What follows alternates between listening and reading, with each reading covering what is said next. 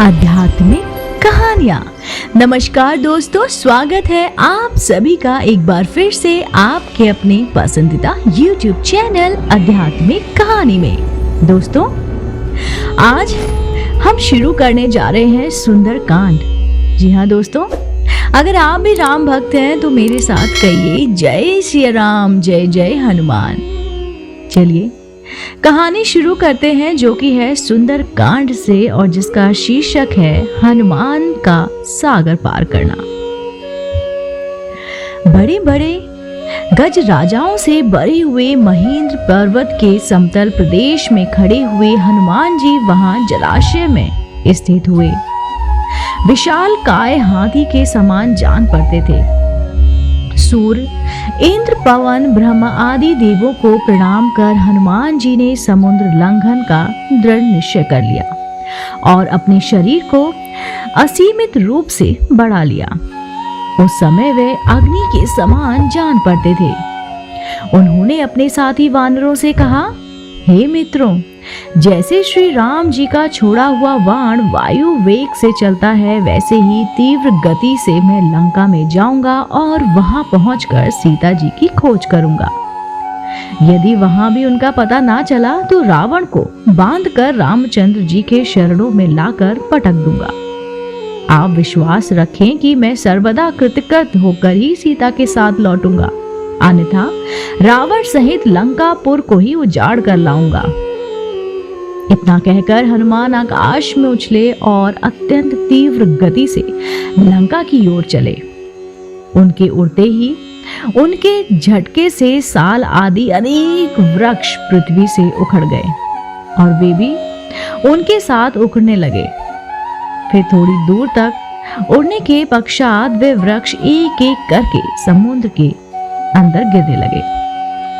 वृक्षों से पृथक होकर सागर में गिरने वाले नाना प्रकार के पुष्प ऐसे प्रतीत हो रहे थे मानो शरद ऋतु के नक्षत्र जल की लहरों के साथ अटखेलियां कर रहे हों। तीव्र गति से उड़ते हुए महाकपि पवनसुत ऐसे प्रतीत हो रहे थे जैसे कि वे महासागर एवं अनंत आकाश का आचमन करते हुए उड़े जा रहे हैं।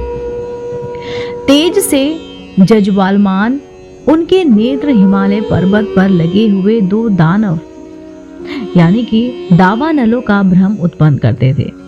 कुछ दृश्यों को ऐसा लग रहा था कि आकाश में तेजस्वी सूर्य और चंद्र दोनों एक साथ जल निधि को प्रकाशित कर रहे हों। उनका लाल कटी प्रदेश पर्वत के वक्षस्थल पर किसी गेरू के खान का भ्रम पैदा कर रहा था। हनुमान के बगल से जो तेज आंधी भारी स्वर करती हुई निकल जा रही थी, वह घनघोर वर्षा काल की मेघों की गर्जना सी प्रतीत होती थी। आकाश में उड़ते हुए उनके विशाल शरीर का प्रतिबिंब समुद्र पर पड़ता था तो वह उनकी लहरों के साथ मिलकर ऐसा भ्रम उत्पन्न करता था जैसे सागर के वक्ष पर कोई नौका तैरती चली जा रही हो। इस प्रकार हनुमान निरंतर आकाश मार्ग से लंका की ओर बढ़ते जा रहे थे।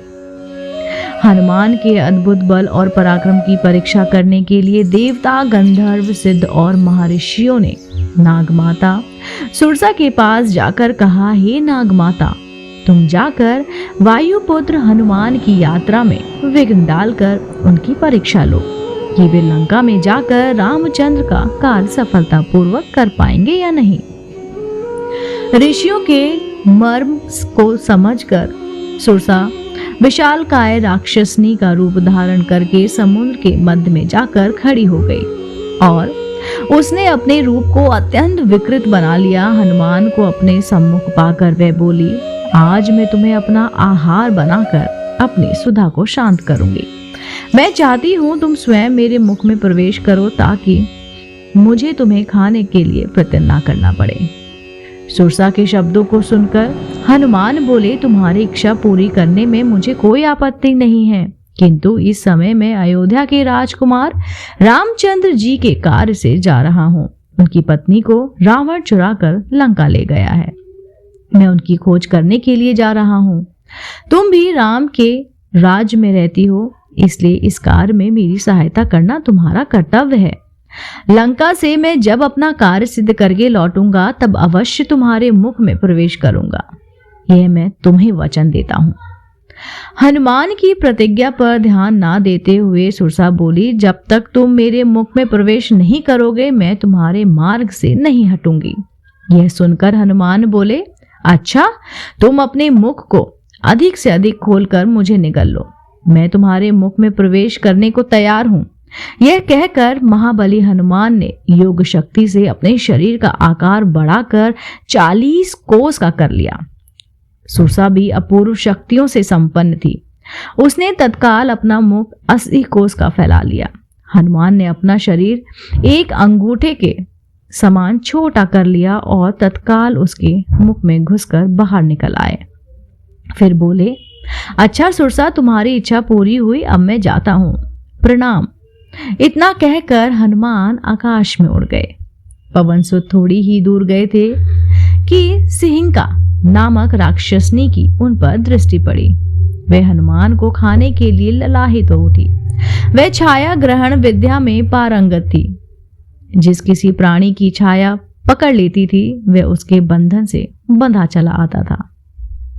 जब उसने हनुमान की छाया को पकड़ लिया तो हनुमान की गति अवरुद्ध हो गई। उन्होंने आश्चर्य से सिंहिका की ओर देखा। वे समझ गए सुग्रीव ने जिस अद्भुत छायाग्राही प्राणी की बात कही थी संभवत ये वही है। यह सोचकर उन्होंने योग बल से अपने शरीर का विस्तार मेघ के समान अत्यंत विशाल कर लिया। सिंहिका ने भी अपना मुख तत्काल आकाश से पाताल तक फैला लिया और गरजती हुई उनकी ओर दौड़ी। यह सब देखकर हनुमान अत्यंत लघु रूप धारण करके उसके मुख में जा गिरे और अपने तीक्ष्ण नाखूनों से उसके मर्म स्थलों को फाड़ डाला। इसके पश्चात बड़ी ही फुर्ती के साथ बाहर निकलकर आकाश की ओर उड़ चले। राक्षसनी छत विक्षत होकर समुद्र में गिर पड़ी और मर गई। दोस्तों, उम्मीद करती हूँ आपको मेरे द्वारा सुनाई गई कहानी हनुमान का सागर पार करना, जो की थी सुंदरकांड, से जरूर पसंद आई होगी। अगर आप ऐसी ही धार्मिक और पौराणिक कहानी कथाएं सुनना पसंद करते हैं तो आप मेरे चैनल आध्यात्मिक कहानी को तुरंत लाइक कीजिए, शेयर कीजिए और सब्सक्राइब करना बिल्कुल ना भूलिए। दोस्तों, मैं आपके समक्ष ऐसी ही धार्मिक पौराणिक कहानी कथाएं लेकर प्रस्तुत होती रहूंगी। आप देख रहे थे आपका अपना पसंदीदा YouTube चैनल आध्यात्मिक कहानियां। दोस्तों, जाते जाते मेरे साथ कहिए, जय सिया राम, जय जय हनुमान।